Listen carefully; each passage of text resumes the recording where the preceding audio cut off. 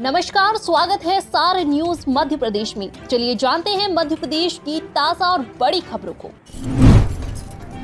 MP में महिलाएं आत्मनिर्भर हो रही है, परिवार समाज में बढ़ रहा उनका सम्मान। सीएम शिवराज सिंह चौहान। मुख्यमंत्री शिवराज सिंह चौहान ने कहा कि मध्य प्रदेश में एक सामाजिक क्रांति हो रही है, जिसमें बहनें आत्मनिर्भर हो रही है और उनका परिवार और समाज में सम्मान बढ़ रहा है। आजीविका मिशन में जहां स्व सहायता समूह के रूप में संगठित महिलाओं को विभिन्न आर्थिक गतिविधियों के लिए सरकार सहायता दे रही है, वहीं लाडली बहना जैसी योजना में उन्हें आगामी 10 जून से प्रति माह 1000 रुपए की राशि दी जाएगी। लाडली लक्ष्मी योजना में अभी तक प्रदेश की 44,90,000 बेटियों को लखपति बनाया है। मध्य प्रदेश में मुख्यमंत्री सीखो कमाओ योजना में कैसे होगा पंजीयन, क्या क्या जरूरी है दस्तावेज, जाने पूरी प्रक्रिया। सीएम शिवराज सिंह चौहान ने 17 मई को कैबिनेट की बैठक में योजना को मंजूरी दी है। इस योजना के माध्यम से राज्य के बेरोजगार युवा अपने कौशल के आधार पर प्रति माह 8 से 10,000 रुपए कमा सकते हैं। अच्छी बात यह है कि ट्रेनिंग के साथ युवाओं को यह पैसा मिलने लगेगा। कौशल कमाई योजना के प्रस्ताव में देरी पर सीएम शिवराज ने सीएस बैंस से जताई नाराजगी। अधिकारियों में हड़कंप, देर रात तैयार हुआ प्रस्ताव। मध्य प्रदेश में साल के अंत में विधानसभा चुनाव होना है। ऐसे में सत्ताधारी दल मतदाताओं को लुभाने के लिए जनहितैषी योजनाओं का ऐलान कर रहा है। ऐसा ही एक ऐलान सीएम शिवराज के ट्विटर हैंडल से 15 मई को किया गया था। इस ट्वीट में बताया गया था कि एमपी में कौशल कमाई योजना की शुरुआत 1 जून से होने जा रही है, लेकिन अब तक इस योजना से संबंधित कोई तैयारी सरकार की तरफ से नहीं हो सकी, जिसके कारण सीएम शिवराज सिंह चौहान ने मुख्य सचिव इकबाल सिंह बैस से कड़ी नाराजगी जताई।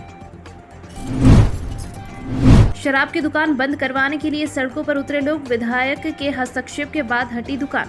इटली जिले में ताजा मामला मंगल नगर इलाके में नई शराब दुकान खोले जाने का है, जहां स्थानीय लोगों ने मिलकर जमकर विरोध कर दिया। जानकारी मिलते ही मौके पर जिला प्रशासन के अलावा पुलिस और आबकारी अमला भी पहुंच गया, लेकिन लोगों का विरोध इतना जबरदस्त था कि प्रशासन अमला बेबस नजर आ रहा था। कूनो नेशनल पार्क के बाड़े में बंद 3 और चीतों को खुले जंगल में किया रिलीज, अब संख्या 6 हुई। दक्षिण अफ्रीका से कूनो नेशनल पार्क लाए गए चीतों में से 3 और चीतों को शुक्रवार शाम को बाड़े से खुले जंगल में छोड़ दिया गया है। इनमें एक मादा और 2 नर चीते हैं। कूनो पार्क प्रबंधन ने 30 अप्रैल को चीता टास्क फोर्स की बैठक बुलाई थी। कांग्रेस ने 100 यूनिट बिजली माफ करने का किया वादा, अब तक कर चुकी है यह ऐलान। मध्य प्रदेश में चुनाव के साल में दोनों पार्टियां बीजेपी और कांग्रेस वोटरों को लुभाने के लिए लगातार वादे कर रही है। इनमें महिलाओं और युवाओं के पैसों से लेकर फ्री बिजली और सस्ते गैस सिलेंडर वाले भी शामिल हैं। इन वादे और घोषणाओं में से दोनों पार्टियां पीछे नहीं हैं, मगर एक दूसरे के दावों को झूठा साबित करने में भी दोनों पार्टियां आगे हैं। हाल ही में कांग्रेस नेता कमलनाथ ने 100 यूनिट बिजली माफ और 200 यूनिट हक का नारा दिया है, जिसके बाद अभी से राज्य में चुनावी सरगर्मी तेज हो गई है। सीएम शिवराज का बड़ा ऐलान, एमपी में अब बेटियों के साथ मेरिट में आने वाले बेटों को भी मिलेगी ई-स्कूटी। मध्य प्रदेश के मुख्यमंत्री शिवराज सिंह चौहान ने कल एक बड़ा ऐलान किया है। इस ऐलान के अनुसार अब मध्य प्रदेश में हायर सेकेंडरी स्कूल में मेरिट में आने वाले और सबसे ज्यादा नंबर लाने वाले छात्रों को भी छात्राओं के समान ही ई-स्कूटी मिलेगी। इस प्रकार मध्य प्रदेश में अब बेटियों के बाद इस चुनावी साल में बेटों को भी सरकार सौगात देने जा रही है। मध्य प्रदेश, राजस्थान और यूपी में हीट वेव का अलर्ट, जानिए अब राज्यों का हाल। देश के कई राज्यों में भीषण गर्मी का प्रकोप जारी है। मौसम विभाग ने 20 से 22 मई के बीच हीट वेव की चेतावनी दी है। आईएमडी की माने तो दक्षिण उत्तर प्रदेश के इलाकों में सोमवार तक हीट वेव की स्थिति रहेगी। वहीं 21 मई तक पश्चिमी राजस्थान और मध्य प्रदेश के कुछ हिस्सों में लोगों को हीट वेव का सामना करना पड़ सकता है। इसके अलावा उत्तरी छत्तीसगढ़ और झारखंड में 21 से 23 मई के बीच हीट वेव की स्थिति रहेगी।